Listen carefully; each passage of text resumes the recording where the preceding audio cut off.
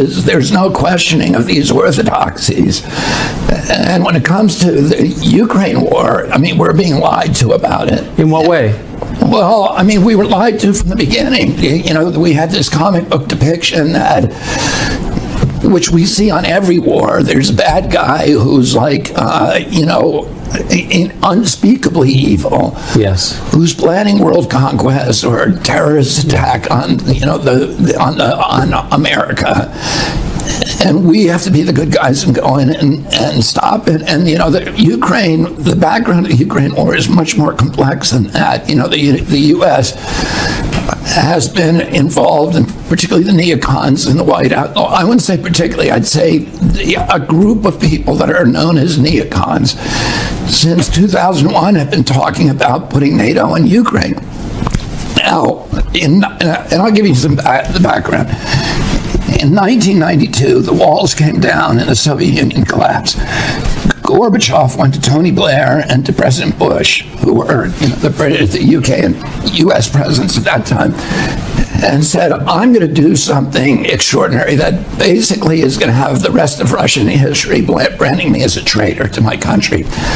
I'm going to withdraw 400,000 Soviet troops from East Germany, and I'm going to allow you to reunify Germany under NATO troops. So you're going to move NATO troops, a hostile force, into our barracks and our bases. I'm going to do that. And the only commitment I want from you is that once I allow Germany to reunify, to become part of NATO, that you will never move NATO further to the east, because we're going to now release all of these Soviet states that were part of the Soviet Union. They're going to become independent states, and we don't want NATO moving into those. And James Baker, who was the Secretary of State at that time, famously said, we promise that we will not move NATO 1 inch to the east. So Gorbachev now did that, and he's now, you know, despised in Russia. And then in 1996 and 1997, so 5 years later, Zbigniew Brzezinski, who was the first kind of the father of the neocon movement.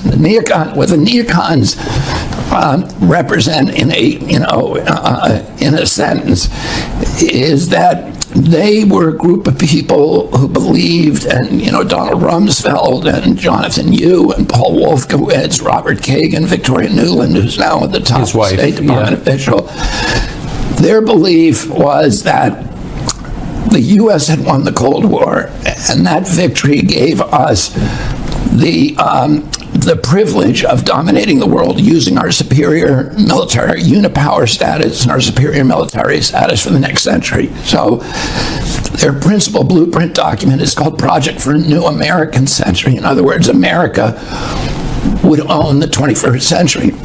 So Brzezinski says, okay, we should start this process by moving NATO into all the former satellite states. Well, and this was 1997. At that time, George Kennan was still around. Now, George Kennan, as you know, was the principal architect of the Cold War containment policy. He's arguably the most important, most respected diplomat and statesman in American history. Oh, he said, if you do that, you are going to provoke a violent response from Russia. They cannot live with NATO on their borders. They cannot, any more than we would live with, you know, with a Soviet alliance in Mexico and Canada. At that time, Bill Perry was Clinton's Secretary of State, and Bill Perry said, if you do this, if you go forward with this plan, I'm going to resign, because it's so foolhardy. You are forcing Russia into a violent military response. And the U.S. ambassador to the Soviet Union at that time, who is now the head of the CIA, said the same thing. It's the worst mistake America can make to move NATO to the east. So we went ahead and did it. We moved it not 1 inch, but 1,000 miles, 14 countries, and then we put nuclear-ready missile launchers, Aegis missile systems, which are made by Lockheed and can take Tomahawk missiles 12 minutes from Moscow. We could, in 12 minutes, decapitate the entire leadership of Russia. And we put those in Poland and Romania, and we then tried to move it into NATO into Ukraine. So you remember when my uncle, when Russia put missile systems, nuclear missile systems in Cuba, and my uncle would have had to invade. He was able, the reason Russia put them there then is because we had put nukes, Jupiter missiles, in Turkey and Italy. My uncle and father made a secret deal with Ambassador Dobrynin, where they said to him, look, we understand you're angry, you cannot live with Jupiter missiles in Turkey. That's why you put your missiles in Cuba. If you remove your missiles from Cuba within 6 months, we will remove ours from Turkey. But nobody says what the deal was. And that's what happened. So now we're back, and we've again put, nuclear-ready missile systems along right next to Russia. And now we want to go do the one thing that Russia has said, and Putin said again and again and again, this is a red line. Before Putin, the Russian leadership was saying it is a red line. You cannot go into Ukraine. The Russians have been invaded 3 times from you. Our country's never been invaded.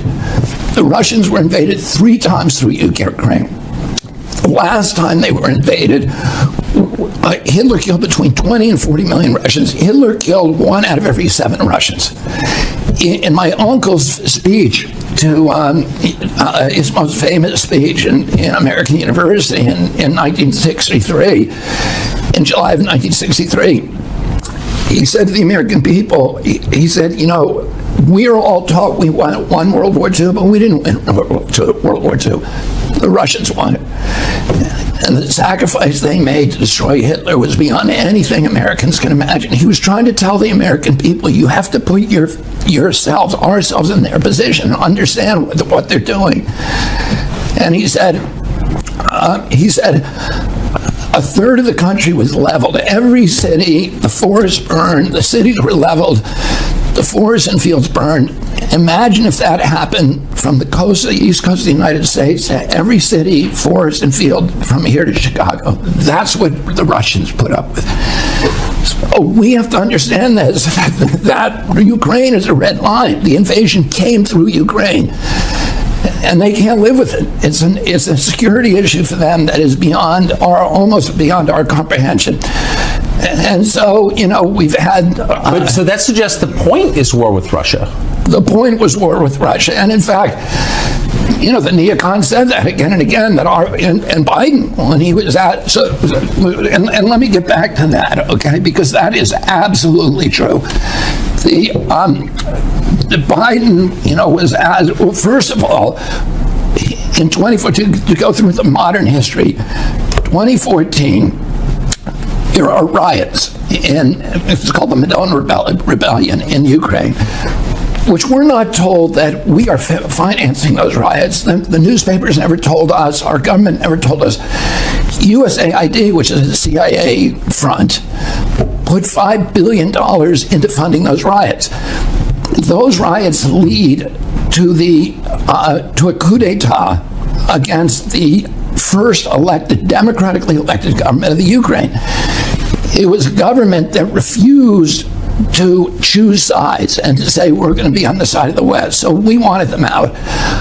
A month before that government is overthrown, Victoria Nuland, who's the part of the centerpiece of the neocon ideology and who is now a high-level official in the State Department, has a secret call with the U.S. ambassador, which is tape recorded and is now public, which anybody can go and look up, where she is picking the new cabinet for the Ukraine, which is which is a U.S. Western cabinet. So they're picking the new government a month before the old government is overthrown. Is that how democracy? Is that democracy when Victoria Nuland picks her government? Well, that's the point. Is USAID doesn't really do, and the CIA don't do democracy. The CIA has overthrown, I think, 83 governments between 1947 and 1997. That's a third of the governments on Earth, and most of them were democracies.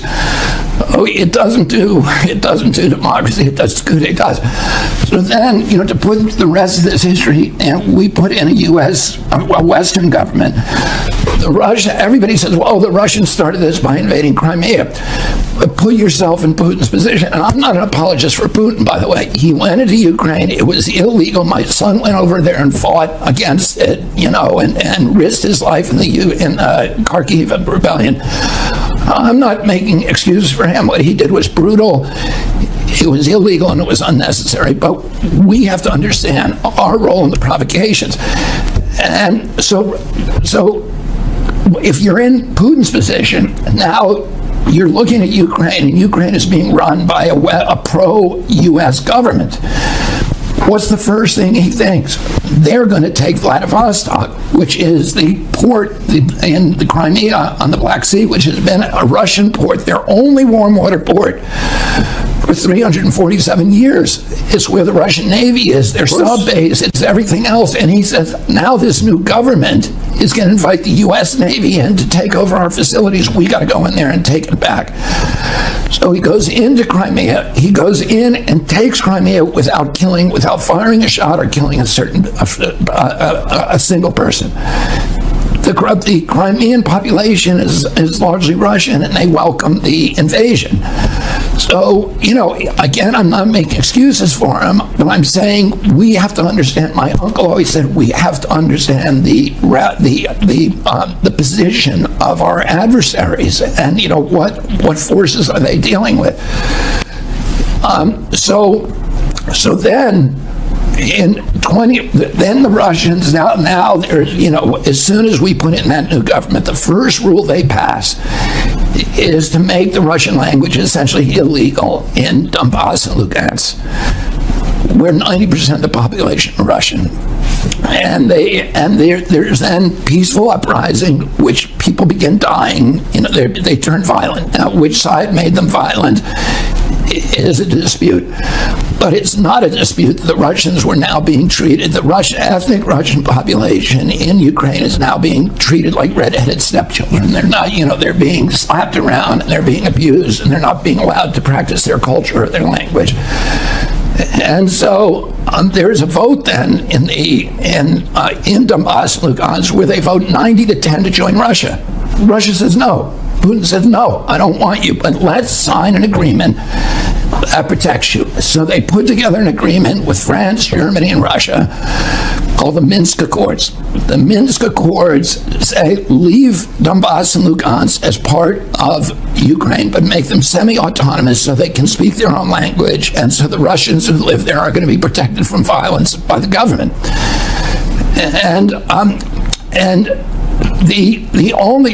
The Russian parliament or the Ukrainian parliament won't ratify the Minsk Accords, but France agreed to it, Germany agreed to it, and Putin agreed to it. So then Zelensky runs in 2019. Zelensky is a comedian, and he's an actor. And I'm not saying that in a derogatory way because my wife is a comedian and actor, but I'm saying it because here's a guy with no political background who wins the election with 90% of the vote. Why did he win the election? He won the election because he ran on a peace platform. He ran promising that he would sign the Minsk Accords. He gets into office. The minute he gets there and he's told everybody, I'm going to sign the Minsk Accords and settle the peace with Russia, he suddenly pivots. And we don't know what happened, but the rational assumption is that the U.S. government told him he could not do that. So that Victoria Nuland and Anthony Blinken and Avril Haines, who's the DNI, Director of National Intelligence, told him you cannot have a peace with Russia. Plus, people within, ultranationalists within Ukraine told him, if you sign that, we're going to kill you. And a lot of people say, anyway, they threatened him with death, and that is pretty well documented. Then Russia invades. But Russia only invades, and so we say, oh, look, Putin is trying to take over Europe. But they only send in 40,000 troops. I think there's 3.5 million people in Kiev, so they clearly did not want to take the country. He clearly wanted to bring people to the negotiating table. He did not send in enough troops to take all of Ukraine. So then Zelensky comes to the negotiating tables, and we now know this, and this is recent information. In March of 2022, Zelensky and Putin agree on a peace agreement that's based upon the Minsk Accords. It's like Minsk Accords 2.0. And Zelensky initials it, the Russians initial it, and Russia begins withdrawing its troops from Ukraine. And what happens? President Biden sends Boris Johnson over there to torpedo the agreement and make Zelensky tear it up. And then we go to war. 350,000 Ukrainian kids are now dead, and 40 or 50,000 Russians. So and that month, April is when they signed it in March. April, Boris Johnson was sent over there to torpedo it, and that month, Lloyd Austin, who is the Secretary of Defense under Biden, is asked, why are we at war in Ukraine? And he said, our purpose in this war is to exhaust the Russian army and degrade its capacity to fight anywhere else in the world. So that is not what they're telling us. But do they? And Biden that month says, when he's asked about the war in Ukraine, he says, our purpose is regime change in Russia. So again, that has nothing to do with Ukraine. What that means, the Ukraine is a proxy in essentially a struggle between two superpowers, between Russia and the United States. And, we've now committed $113 billion over there. And just to put that in perspective, the total budget of EPA is $12 billion. The total budget of the CDC is $12 billion. We're sending $113 billion over. When Mitch McConnell was asked, how can we do this? When our country, when you're cutting food stamps and cutting Medicare, cutting food stamps to 30 million Americans, cutting Medicare to 15 million Americans, who are not going to have any health insurance, how can we send 113 billion over there? If we had that 113 billion here, we wouldn't have had to cut one food stamp payment. And he said, well, don't worry, the money's not staying in Ukraine. It's all coming back to military contractors in the United States. Well, so that's interesting, because then you look at, who owns those military contractors, and you see who gets on CNN to pump up the Ukraine war. It's a bunch of former generals and colonels and Pentagon people, but if you go in, and CNN never, and MSNBC never do this, but if you go look at those guys, they're all people who are working for Raytheon and General Dynamics and Boeing and Lockheed. So they're generals, but they're not identified that, they're actually working for the military contractors who are cashing in on the war. And then, those military contractors in turn are owned by three companies. All of them are owned by three companies, by BlackRock, State Street, and Vanguard. And the inflation that from printing the money to fund the war and to fund the 16 trillion we spent to fund the lockdowns, the COVID lockdowns, 8 trillion we've spent on these wars since 2020, all of them losing wars, all of them that made our country less safe. Look at what this war is doing. We have pushed Russia into the embrace of China, which is the worst foreign policy outcome imaginable. It is not good for the national security of our country, and we're now have Putin's back to the wall. Well, Putin is the world's leading nuclear superpower. We aren't. He's got 1,000 more nukes than we do, and their nukes are much better than ours.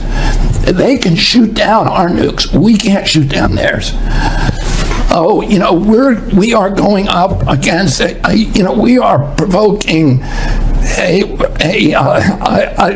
confrontation that could very easily lead to nuclear war. You know, and I've talked to. Wait, can I ask you to pause there for a second? Yeah. Everything you've said is checkable and rational, and you're extrapolating out toward the future, which is easy to envision. Like, I don't really see. I don't understand how our policymakers aren't reaching the same conclusions you just reached. Like, they think that war with Russia is a war we're going to win? We cannot win this war. Well, of course, so what are they doing? I don't understand. It would be like Mexico beating us in a war. They're not going to let the Ukraine, they cannot lose this war. And, you know, anybody who thinks Russia is not up to the war, go look at the Netflix documentary on Stalingrad and look at the sacrifice that Russians are willing to make. Putin today, you know, we thought this was going to hurt him. He's more popular than he's ever been. All the U.S. polling firms show him polling at 90% popularity. And you know, in Russia, the Russians are supporting him. And he also, you know, we were going to break him with the sanctions. We did the opposite. We made him more powerful. He's now insulated from the trade and the international banking system. He's now got this great trade agreement with China. He's now, you know, engineering the creation of BRICS, which has 40 leading nations around the world turning against the U.S. currency as a reserve currency and adopting his petro currency or the Chinese currency. That is the worst threat to the United States. That will if we lose that status as the world's reserve currency, you know, the Great Depression will look like a cakewalk. So I agree with all of that, and all of it. I mean, your position to my ears sounds moderate and obvious. I just don't understand how the Secretary of State, how the president, how his competent advisors can't have reached the same conclusions. Like, what are they thinking?